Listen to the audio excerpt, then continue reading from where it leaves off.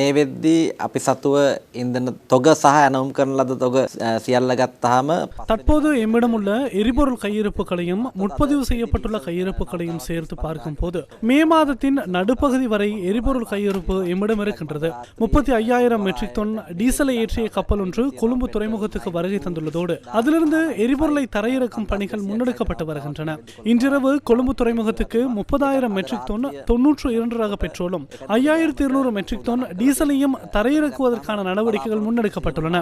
எம்மால் எதிர்பார்க்கப்பட்ட அனைத்து கப்பல்களும் தற்போது இலங்கைக்கு வருகை தருகின்றன.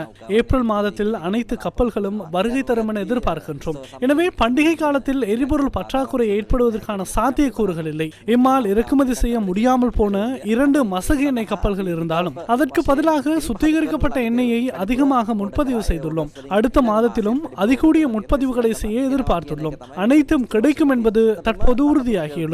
சிலர் நாட்டில் எரிபொருள் இல்லை என்ற பதற்றத்தை உருவாக்கி மக்களை கலக்கமடைய செய்து எரிபொருள் வரிசைகளை உருவாக்க முயற்சித்தனர். எரிபொருள் தொடர்பில் தேவையற்ற அச்சத்தை ஏற்படுத்திக் கொள்ள தேவையில்லை. எம்மோடு ஒப்பந்தத்தை ஏற்படுத்தியுள்ளவர்கள் எமது நிலைமையை புரிந்து செயற்படுகின்றனர். அனைத்து எரிபொருள் கப்பல்களும் இலங்கைக்கு வருகை தரும் என நம்புகின்றோம். இது தொடர்பில் எந்த பிரச்சனையும் ஏற்படாது என்பதே எமது நம்பிக்கையாகும். කියන්න පුළුවන් ඒ සම්බන්ධයෙන් කිසිදු ගැටලුවක් ඇති වෙන්නේ නැහැ කියන එක තමයි අපේ විශ්වාසය.